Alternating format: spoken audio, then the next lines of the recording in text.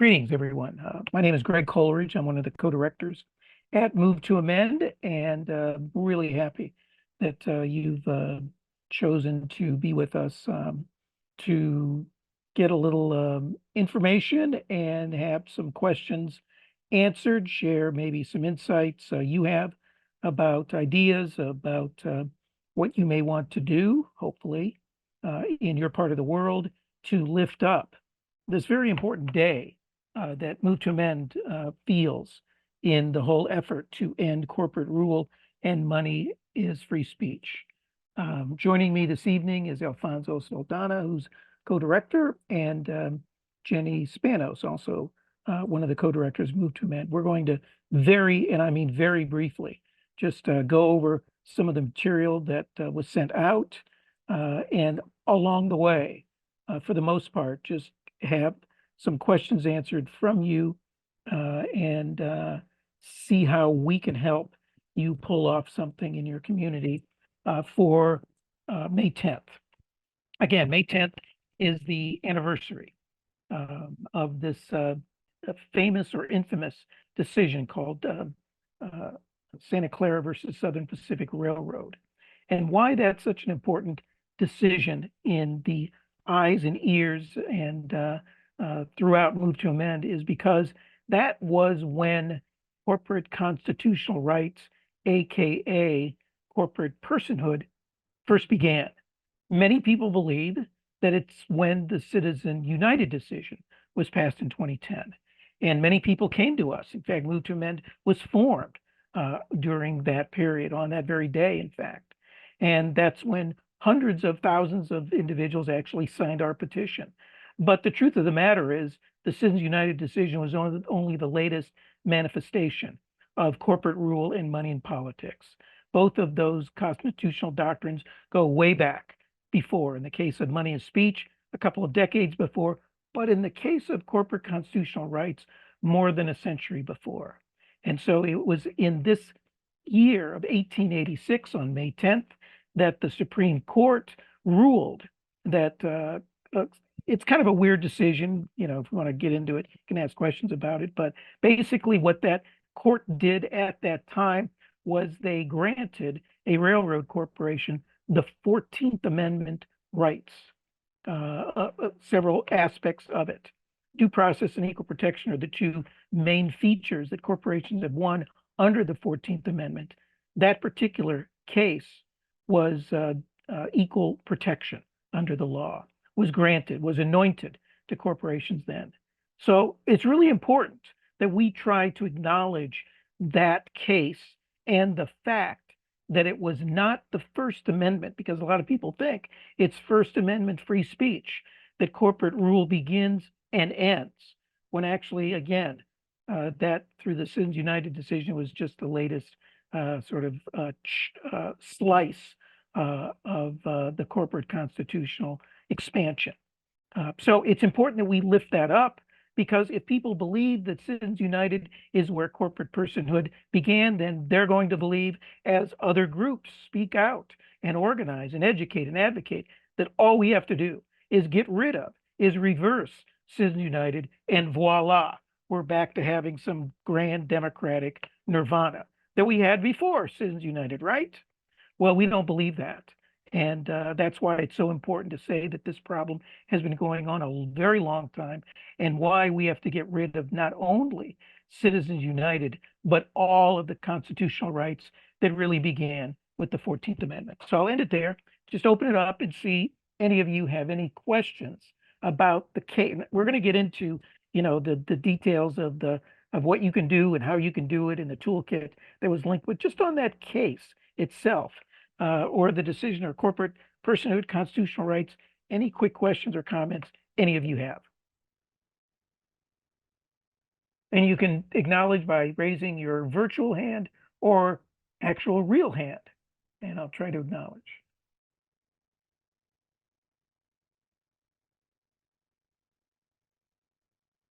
Yep, go ahead, Bill, and unmute yourself.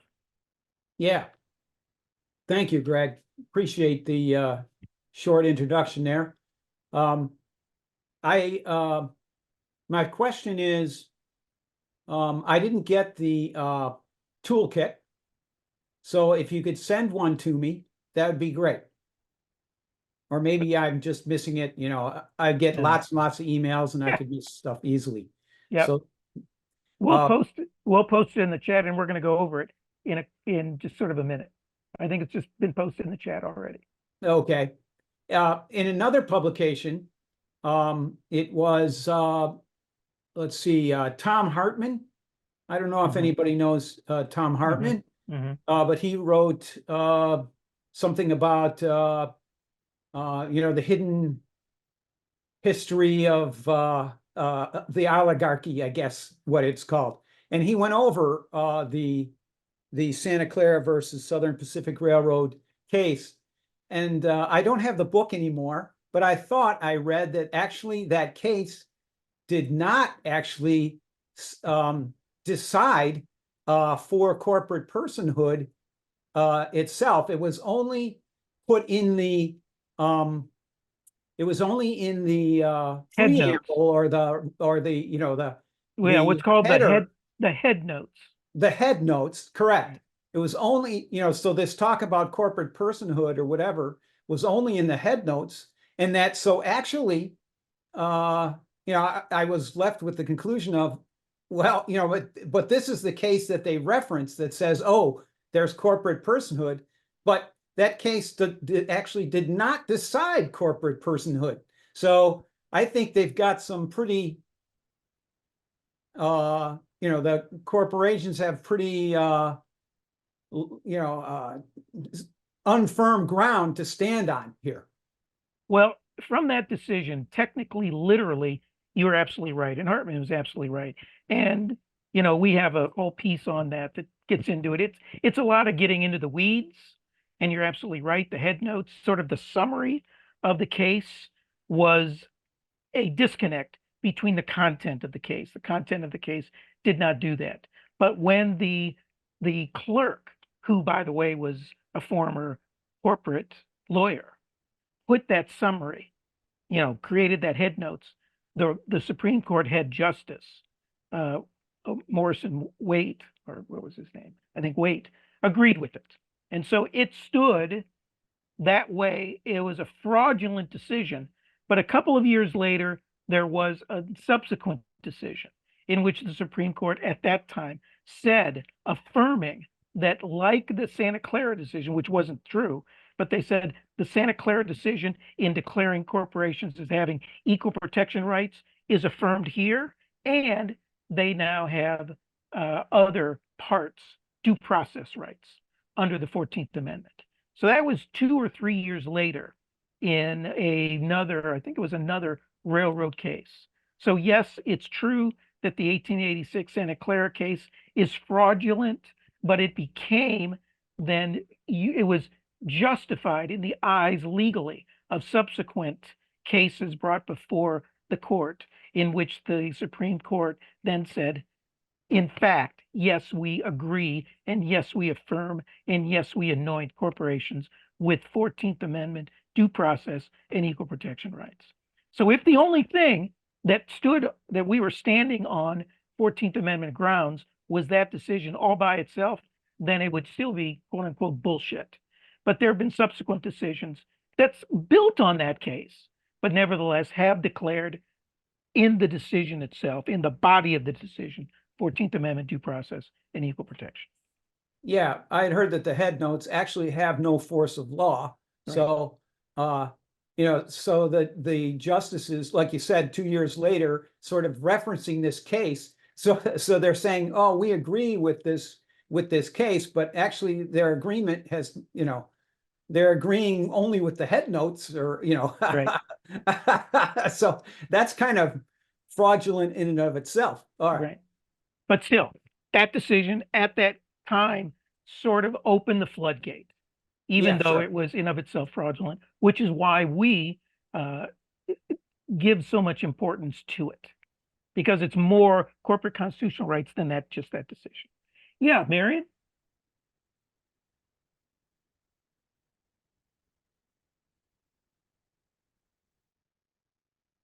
Oh, you're muted. There you go. Now? Yes. Okay, so why do we need to know all this? Why can't we just go ahead and do some action? Well, that's what we're going to get to. But why it's important to do the action is to make sure that that action has the right message.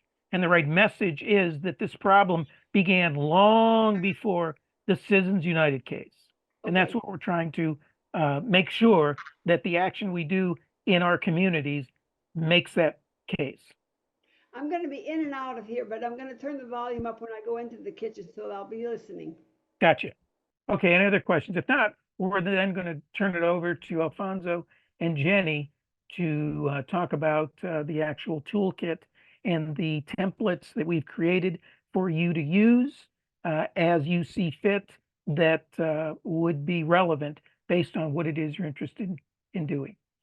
I did want to share that of the first 200 cases brought before the Supreme Court concerning the 14th Amendment, more than 150 of them were business entities, and only 40 were actually freed slaves. So I find that to be absolutely egregious, personally.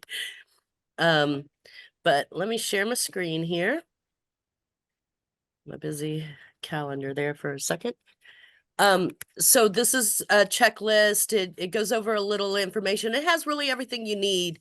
Some of the suggested venues and descriptions of those venues can be found under that first tab. And Can you make that just a little larger, that page? is that better? Yeah, I think that's Yeah? better. Okay. Wasn't sure if that was translating right. So, you know, the idea, again, thank you for signing up to educate, advocate, and organize. Federal building is one great place to do that because, you know, the federal agencies are the ones that hold the Supreme Court, right? So that's a great place in your communities to host an event. We have a checklist here of different things that you can do. A vigil, rally, press conference, picket, march, some theatrical, you know, plays in the streets, if you will. There's, you know, the opportunity is endless when we're talking about corporate personhood and really bringing attention to this. You do want to make sure you have a permit, send out a press release. We have templates of press releases we'll go over, circulate the flyer, raising awareness, letting people know. A lot of folks still don't even realize that corporations have personhood rights and what that actually means to our democracy or lack thereof. So, you know, really raising the specter of derailing corporate rule and advancing real democracy during an election year is the best time too, because, you know, we know that the system is corrupt, right? And yeah, elections have consequences. They have, you know, definitely have consequences, but that doesn't change the system no matter who we vote for, because the system remains and corporations still hold all this power. Congressional office is another great place to go and advocate for House Joint Resolution 54, which is the We the People Amendment. And talking to your congress member, going to his local office, having that conversation. Again, if you've met with them already, then maybe it's time, and they haven't come on, then it's time to raise awareness and to push them to go ahead and sign on. If they have, going out and acknowledging that they have become a We the People Amendment champion, and to raise awareness is why it's so important, and why we're thankful for that, and to get them to act on it and to push it with their colleagues. Again, you want to determine if you need a permit. You want to send a press release to raise awareness about what you're doing, so it's not done in the shadows. Circulating a flyer. Again, we have all of this templates for you. You could just plug in your own personal information. Another great place to bring awareness and to raise and to take action is at a corporate headquarters. It is corporations that have hijacked the Constitution. And so it is a very legitimate venue to highlight how corporate constitutional rights prevent communities from being able to protect their people. You know, if you have a dirty polluting corporation, a great place to go and point out the obvious fact that Supreme Court has missed, that they are not people and they should not have rights protected under the court, under our Constitution and our Bill of Rights and etc. And those following amendments. Also your city councils, any regulatory agencies that may be in your community that have been captured. The EPA, you know, that the capture of the EPA right now, the labor rights, we have these billionaires that are trying to strip any regulation in labor laws, things like that. Private for profit prisons. In the land of the free, private for profit prisons exist, and one is in my backyard. Great place to raise that awareness. Again, these ideas are linked here under checklist for local actions. Here is a press release template that is already made out for you. All you have to do is add in your information, tweak it to be your, you know, for your community and how you want, whatever vibe you're going for, whether it's a visual or march, put your pertinent information, but it's already created. You just send it out to your local press entities. I always do it in the Florida Independent, which is one of the few independent news non-corporate, but they have community calendars in every community, a great place to do it too. Raising awareness, another great way is a letter to the editor, you know, and do a press release and a letter to the editor. Again, this is raising this information and the knowledge that corporations did not garner their first corporate constitutional rights with Citizens United. It's been, you know, corporations had their rights protected under the Constitution 50 years before women were acknowledged under our Constitution. These are important messages. This is about 200 words. Again, you know, they like original content, so put it in your words and in your language. Having these points are really important, and staying around 200 words is what they like to have in the newspapers. But Jenny, just before you go on, just people may want to check their local newspapers because sometimes your paper will allow 250 words, sometimes 150 words. So you do need to check and then adjust the letter draft accordingly. Absolutely. And then we also have created for you, thank you, Alfonso and Greg, for great work on this. But this, again, are little handbills, the old school handbill way to pass out and share knowledge, not on the internet. And, but it is an internet age, so we have a little QR code here. If you point your camera phone to this, then it will link you straight to the petition. Could save a lot of time on filling out the petition, and also, you know, have a lot more people be able to engage with it. So these are really good ways. You can stick them up, you know, in your community areas, at your farmers markets, in areas where people come together and to come up with solutions. These are great ways to get the word out about your event and to share what you have planned. Hey, Jenny, just before going on, it says there, please make a copy of the flyer before inserting. Can you go back to that flyer or the handout?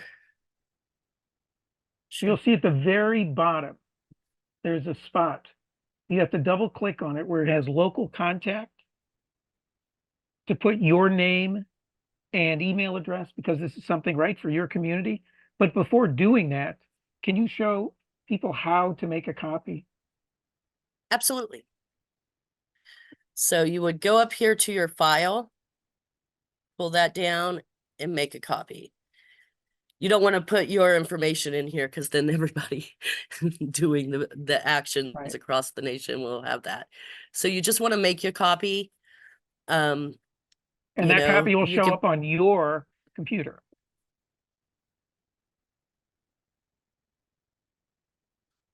because I will be doing an action. I'm going to go ahead and put my name on it. And now I have a copy that I can edit freely and close this one out. Does anybody have any questions about any of that or would like to go into more detail on it?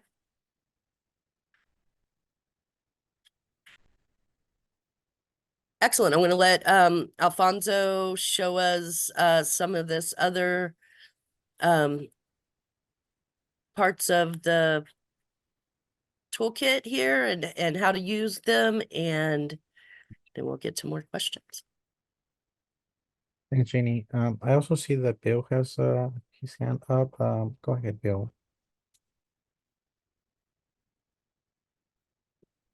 Yes. Just a quick question. Apologies, I missed that, Bill. What's that? So this HR bill is to start the process of creating an amendment to the Constitution? It is the language to the amendment. It is before the House right now.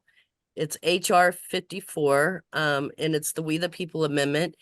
It has been introduced. So every session of Congress, we have to reintroduce until it passes. So every year we increase our awareness and our co-sponsors. Mhm. Let me share that with you right here. Let me share my screen again quick. It's an excellent question. Move to amend.org/amendment. This is where you can find the language for the amendment and also the link to the list of co-sponsors. Here it is on the .gov site. It links right out of the we move to amend.org/amendment. And here is the list of our current co-sponsors. Our goal is 83. Our goal is 100 by the end of this 118th Congress. And also to get it introduced into the Senate. You know, Constitution takes 2/3, 3/4, and of the House and legislatures. One of the other things we have going on with regards to HJR 54 is at your state and local level.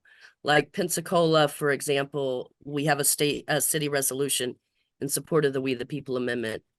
Right now, Minnesota has a bill, a resolution of support of the We the People Amendment up, but it looks like there's chaos in their house. So the legislation has come to a screeching halt.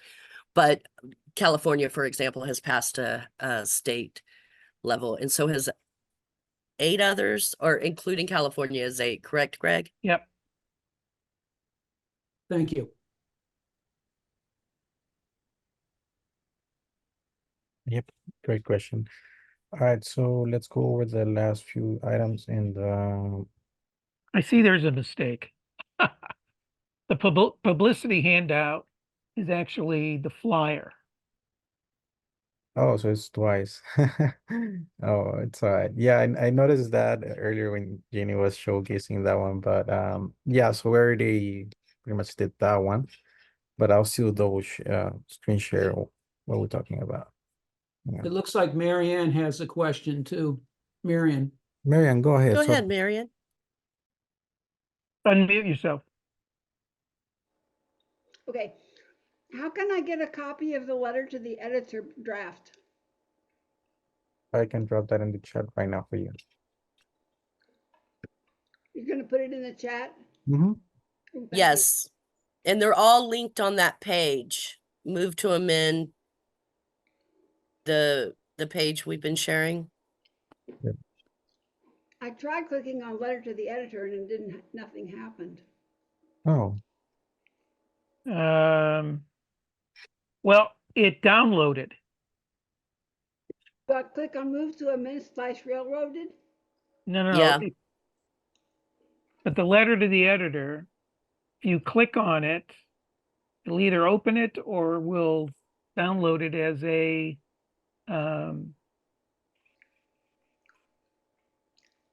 letter that you then can cut and paste. That's what I want to do Yep. It should be in your downloads on your computer. on my computer, in my downloads. Yeah, you know where that is? You know how to do that? Let me see. Downloads. If you click on it first, you have to click on it first. I think I've got it. Okay, cool. Great. No, I didn't get it. I'll tell you what, we'll send it to you Okay. in the body of an email. And all you have to do is cut, you know how to cut and paste? Yes, I do. Okay, so you can cut and paste it and put it in a Word document and then alter it to That your would be liking. great. That would be great. Thank you. Yep. And what's your last name, Marion?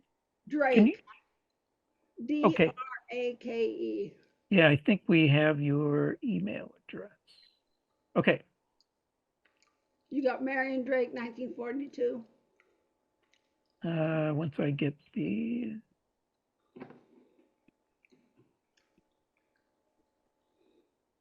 Yep, I got it. Okay, thank you. I'll mute myself again. Feel free to ask any other questions at any point, no worries.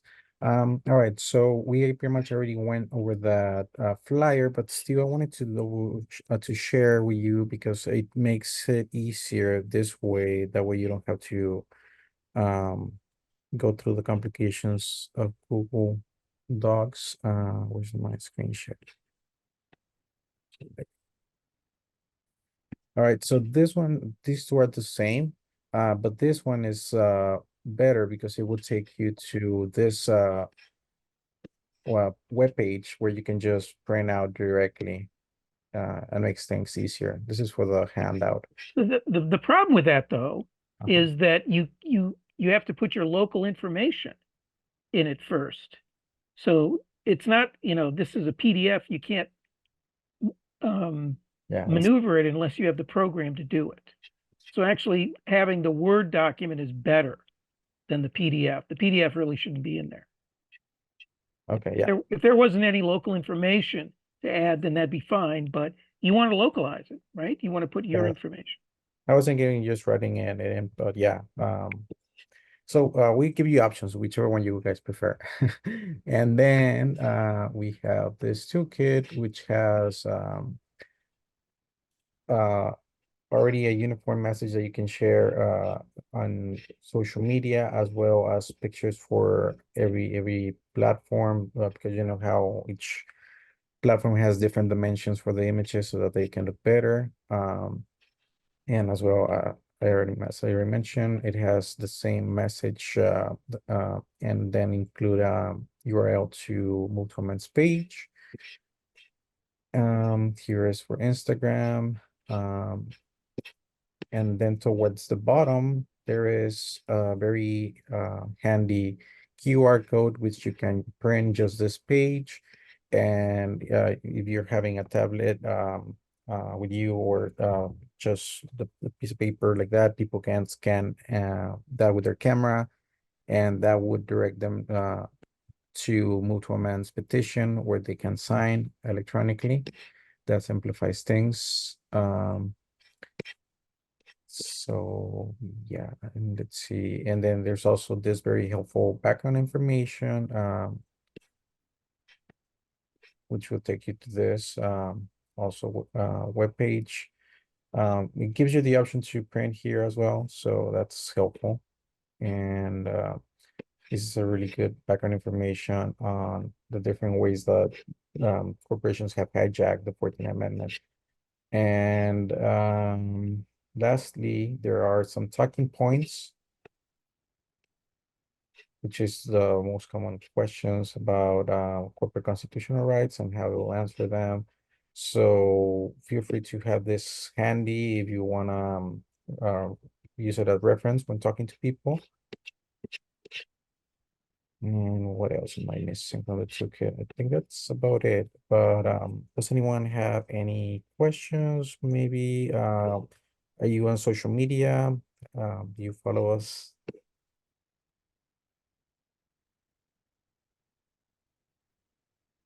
Oh, and also there's another way for people to sign on. I will drop an image. There's the option to text to amend. So you can also have this. I will add that to the toolkit, but people can just send sign to this number in the picture, and they will be sending the petition that way, which makes it convenient for some people. So again, we're just trying to give you some options and tools that you can have in your tool shed and use them as you see best. Any questions, anything that you guys think might be helpful for you when you're doing outreach? Jenny? Mhm. Yeah, so there's some suggested language in those toolkits for social media. And add your event and your information too in those. So those, or you can add them straight up, but also add your information for your events so that you can raise awareness. Here is, I added our Facebook page in the chat. And if you're not friends with us yet, please do. Are there Twitter users too? Do we need to put our Twitter handle? Yeah, I will drop it in the chat right now. Perfect. Thanks, Alfonso. And here it is. All right, so why Tag don't we us in your yeah. event photos and in any advertisement you put out there, you're more than welcome to tag and us in that. Please do tag us. So, those of you, you've had a chance to listen to us and kind of get a brief overview of the material. What are you thinking of doing, and how can we help? If you've made a decision, is there any way you can help, or do you think that you've got enough to go on to where you can just run out and go for it?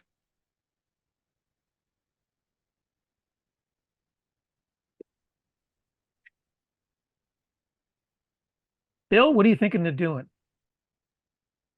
Well, unfortunately, May 10th is coming up pretty fast, and so I don't think I can get too much organized by then. But that doesn't, I think this is actually the key thing that we need to do in order to get our democracy back. So I'm sure it's not going to end on May 10th. I'm actually a Democratic Party official. So, I think this ought to be part of many Democratic Party, candidates' messages that, hey, this Mhm. whole thing is due to, corporations actually controlling the strings. Mhm. With actually corporate media, being the tip of the spear here, like Fox News, controlling a lot of people's understanding of government and so Right. I'm going to incorporate, that my goal is to, in the longer term, I'm sorry I can't do much for the May 10th, but to incorporate this message. You think you could at least send out a letter to the editor? Could send that out now. Yeah, I could, I guess. Got plenty of time for that. Well, yeah, I've written many letters to the editor, but it takes me a lot longer than 5 minutes. Well, you got a draft to start with anyway. Yeah. Marion?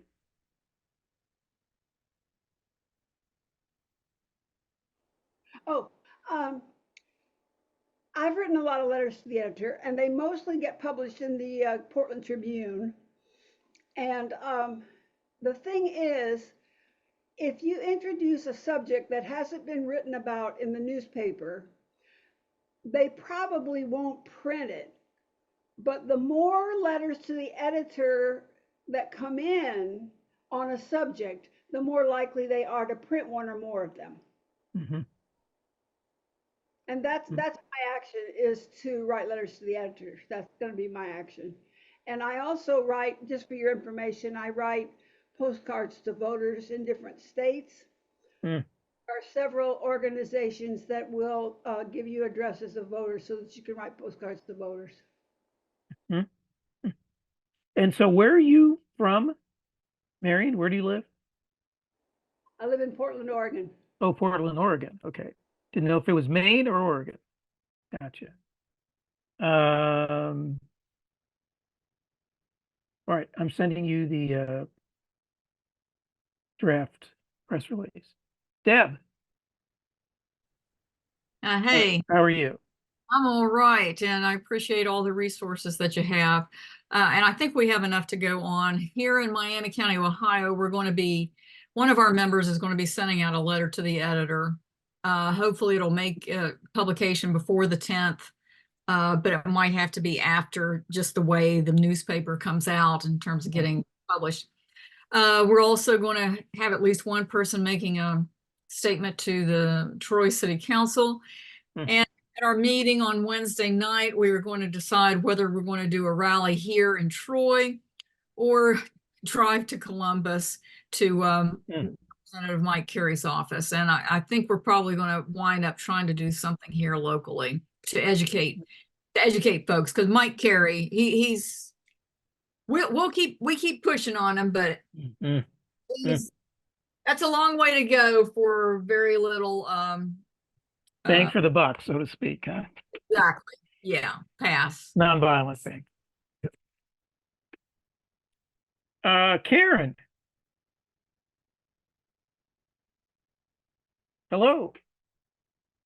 Do you have any questions or any ideas about what you may do?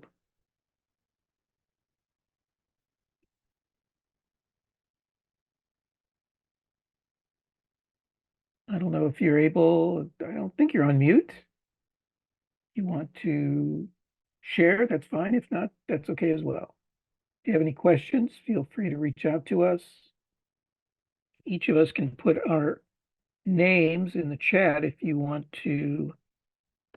I'm putting mine in. I invite Alfonso and Jenny to do the same.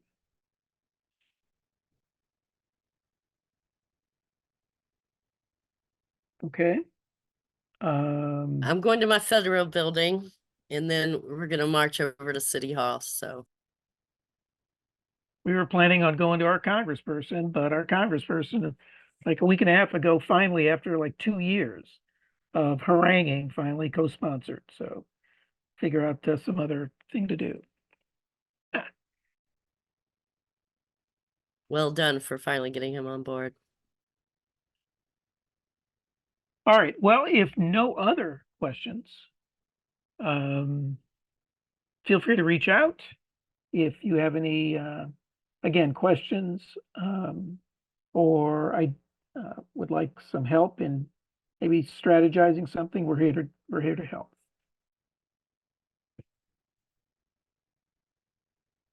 Let us know, Bill, if there's anything you want to do. Like you said, if you're working within the parties, getting it on board, we do have Democratic parties across the country that have endorsed the We the People Amendment. And we feel like you do, that it's one of the most important things. It's striking at the root. It's the only thing that really is getting to the roots of what's making our system so rotten. Yeah, Bill asked a question in the chat. Are we considering passing a federal law? Boy, do we wish we could.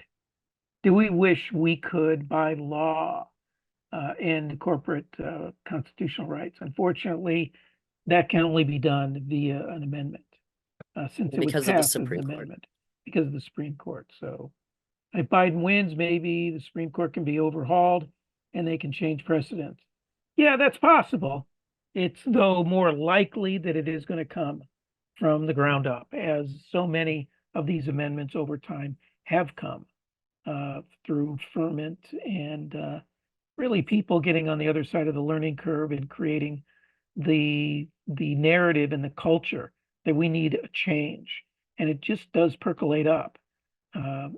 Yeah, I mean, we got to work at it for both directions, top down and bottom up, but it's the bottom up through people's movements that have really, in the end, caused constitutional change in this country for justice in all its forms. Yep. Well, corporate personhood is actually not even in the Constitution. No. So, passing a law, see, this would bring it to a head if the federal, if the US government passed a law saying, corporate personhood is a defunct concept and it's no longer valid. And then there would be all sorts of challenges. That would actually put it into the public domain now. Oh, there's a challenge, and now which way are these the Supreme Court people gonna vote? Well, just like Roe was decided, it was decided but you couldn't pass a law within the state to change that because it was established, decided law. Only the Supreme Court could upturn it, and that's the same case here. There's so much precedent. The corporate personhood, corporate constitutional rights is built upon. The only definitive way to overturn those cases is through a constitutional amendment.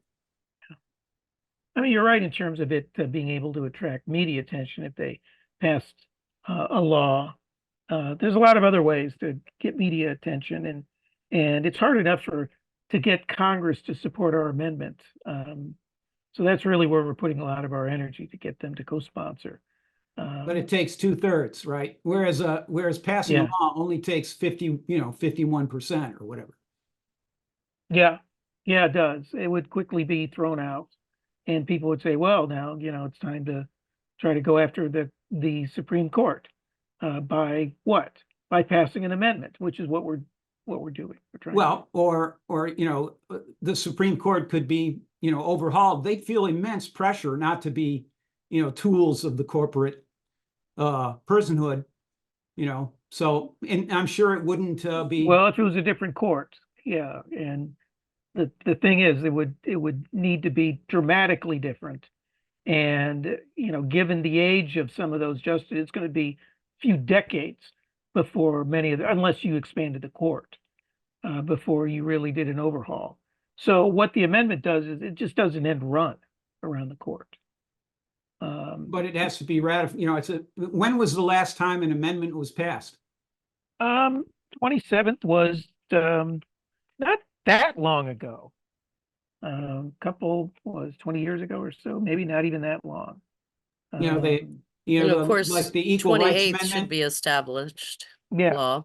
yeah. I ERA wanted should to be. All right, I don't want to hold up you guys. Yeah, I did want to share this with you though, Bill. You have some great questions, and these are important conversations to have, so don't feel rushed. But here is some other proposed statutory reforms that may help blunt some corporate power that our Law and Research Committee came up with. The corporate 3 strikes for erroneous behavior for a corporation, kind of a play on the 1980s version of corporate 3 strikes. Charter revocation, warranto, which is something that's happening in Ohio right now, that Greg Coleridge is working on in coalition with many other organizations in Ohio that he could spread more light on. Also requires shareholders vote before political donations can be made with corporate funds, so where that money's going. And one that's really getting some traction as well is prohibiting foreign influence corporations from spending money in elections. Washington's bid to have that passed was railroaded, so to speak, by corporate entities. But Minnesota just recently passed a prohibition on foreign influence corporations from spending in their elections. And California pulled a bill so that it could be reintroduced in 2025 because it didn't quite have the votes which you would think that would be a no-brainer again, prohibiting foreign influence corporations from spending in elections. But it's not as easy. It's not as no brainer as we all see it to be. When Well, it when comes there's up money against these involved, special there's no such interests. thing as a no-brainer. Absolutely. Yeah. All right. Well, very good. Feel free to reach out if you have any other questions you want to talk, discuss. I'm more than happy to do that. Feel free. Thank you all. That was great. All right. Thank you. Take care now. Thank All right. you. Looking forward to seeing y'all in the future.